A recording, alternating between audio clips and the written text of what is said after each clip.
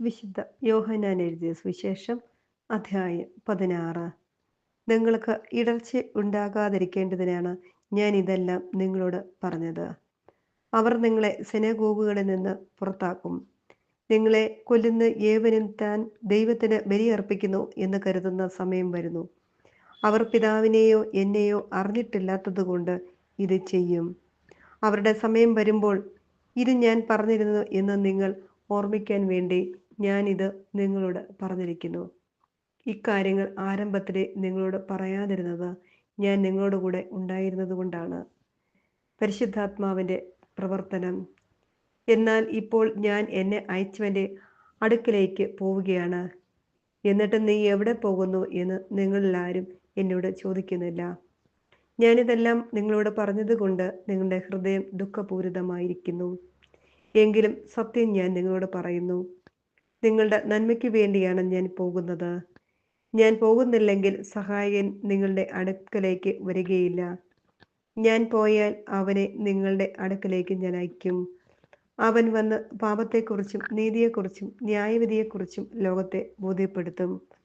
അവർ എന്നിൽ വിശ്വസിക്കാത്തതിനാൽ പാപത്തെക്കുറിച്ചും. ഞാൻ പിതാവിൻ്റെ അടുക്കലേക്ക് പോകുന്നത് കൊണ്ടും നിങ്ങൾ ഇനിമേൽ എന്നെ കാണുകയില്ലാത്തത് കൊണ്ടും നീതിയെക്കുറിച്ചും. ഈ ലോകത്തിൻ്റെ അധികാരി വിധിക്കപ്പെട്ടിരിക്കുന്നതിനാൽ ന്യായവിധിയെക്കുറിച്ചും ബോധ്യപ്പെടുത്തും. ഇനിയും വളരെ കാര്യങ്ങൾ എനിക്ക് നിങ്ങളോട് പറയാനുണ്ട്, എന്നാൽ അവ ഉൾക്കൊള്ളാൻ ഇപ്പോൾ നിങ്ങൾക്ക് കഴിവില്ല. സത്യാത്മാവ് വരുമ്പോൾ നിങ്ങളെ സത്യത്തിൻ്റെ പൂർണ്ണതയിലേക്ക് നയിക്കും. അവൻ സ്വയമേവ ആയിരിക്കുകയില്ല സംസാരിക്കുന്നത്, അവൻ കേൾക്കുന്നത് മാത്രം സംസാരിക്കും. വരാനിരിക്കുന്ന കാര്യങ്ങൾ അവൻ നിങ്ങളെ അറിയിക്കും. അവൻ എനിക്കുള്ളവയിൽ നിന്ന് സ്വീകരിച്ച് നിങ്ങളോട് പ്രഖ്യാപിക്കും. അങ്ങനെ അവൻ എന്നെ മഹത്വപ്പെടുത്തും. പിതാവിനുള്ളതെല്ലാം എനിക്കുള്ളതാണ്. അതുകൊണ്ടാണ് എനിക്കുള്ളവയിൽ നിന്ന് സ്വീകരിച്ച് അവൻ നിങ്ങളോട് പ്രഖ്യാപിക്കും എന്ന് ഞാൻ പറഞ്ഞത്. ദുഃഖം സന്തോഷമായി മാറും. അല്പസമയം കഴിഞ്ഞാൽ നിങ്ങൾ എന്നെ കാണുകയില്ല. വീണ്ടും അല്പസമയം കഴിഞ്ഞാൽ നിങ്ങൾ എന്നെ കാണും. അപ്പോൾ അവൻ്റെ ശിഷ്യന്മാരിൽ ചിലർ പരസ്പരം പറഞ്ഞു, അല്പസമയം കഴിഞ്ഞാൽ നിങ്ങൾ എന്നെ കാണുകയില്ല. വീണ്ടും അല്പസമയം കഴിഞ്ഞാൽ നിങ്ങൾ എന്നെ കാണുമെന്നും ഞാൻ പിതാവിൻ്റെ അടുത്തേക്ക് പോകുന്നുവെന്നും അവൻ നമ്മോട് പറയുന്നതിൻ്റെ അർത്ഥം എന്താണ്? അവർ തുടർന്നു, അല്പസമയം എന്നതുകൊണ്ട് അവൻ എന്താണ് അർത്ഥമാക്കുന്നത്? അവൻ പറയുന്നത് എന്താണെന്ന് നമുക്കറിഞ്ഞുകൂടാ. ഇക്കാര്യം അവർ തന്നോട് ചോദിക്കാൻ ആഗ്രഹിക്കുന്നുവെന്ന് മനസ്സിലാക്കി യേശു പറഞ്ഞു, അല്പസമയം കഴിഞ്ഞാൽ നിങ്ങൾ എന്നെ കാണുകയില്ല. വീണ്ടും അല്പസമയം കഴിഞ്ഞാൽ നിങ്ങൾ എന്നെ കാണും എന്ന് ഞാൻ പറഞ്ഞതിനെ പറ്റി നിങ്ങൾ പരസ്പരം ചോദിക്കുന്നുവോ? സത്യം സത്യമായി ഞാൻ നിങ്ങളോട് പറയുന്നു, നിങ്ങൾ കരയുകയും വിലപിക്കുകയും ചെയ്യും, എന്നാൽ ലോകം സന്തോഷിക്കും. നിങ്ങൾ ദുഃഖിതരാകും, എന്നാൽ നിങ്ങളുടെ ദുഃഖം സന്തോഷമായി മാറും. സ്ത്രീക്ക് പ്രസവവേദന ആരംഭിക്കുമ്പോൾ അവളുടെ സമയം വന്നതുകൊണ്ട് അവൾക്ക് ദുഃഖമുണ്ടാകുന്നു. എന്നാൽ ശിശുവിനെ പ്രസവിച്ചു കഴിയുമ്പോൾ ഒരു മനുഷ്യൻ ലോകത്തിൽ ജനിച്ചത് കൊണ്ടുള്ള സന്തോഷം നിമിത്തം ആ വേദന പിന്നീട് ഒരിക്കലും അവൾ ഓർമ്മിക്കുന്നില്ല. അതുപോലെ ഇപ്പോൾ നിങ്ങളും ദുഃഖിതരാണ്, എന്നാൽ ഞാൻ വീണ്ടും നിങ്ങളെ കാണും. അപ്പോൾ നിങ്ങളുടെ ഹൃദയം സന്തോഷിക്കും.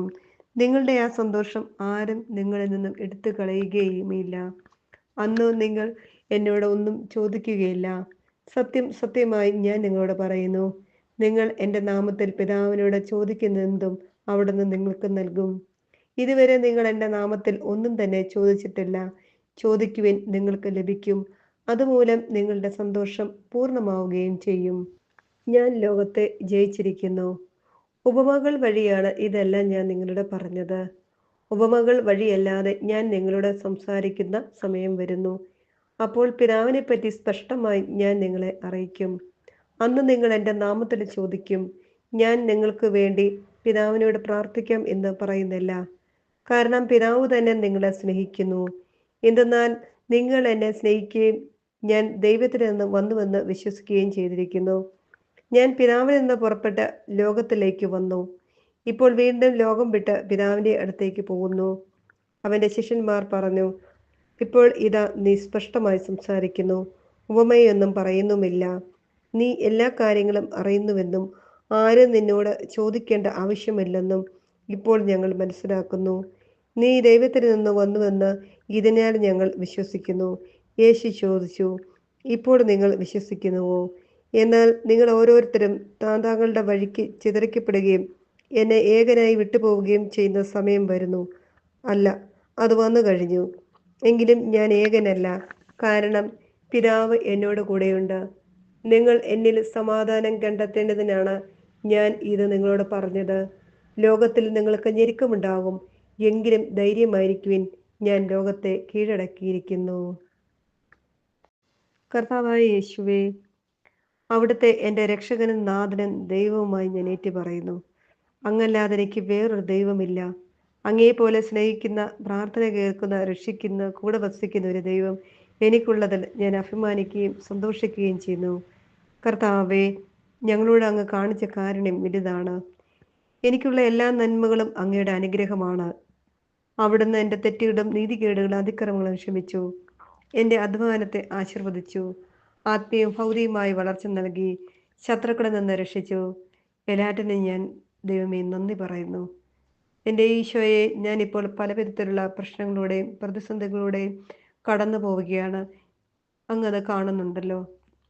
എന്നോട് നീതികേട് കാണിക്കുന്നവരുണ്ട്. ഞാൻ ഭയപ്പെടുന്നവരുണ്ട്. എനിക്ക് പരിഹരിക്കാൻ പറ്റാത്ത പ്രശ്നങ്ങളുണ്ട്. ഇതൊക്കെയാണ് എൻ്റെ വേദനകൾ. എൻ്റെ കർത്താവേ, എന്നോട് കരുണ തോന്നണമേ. എന്നെ അനുഗ്രഹിക്കണമേ. എന്നെ രക്ഷിക്കണമേ. ആമേൻ.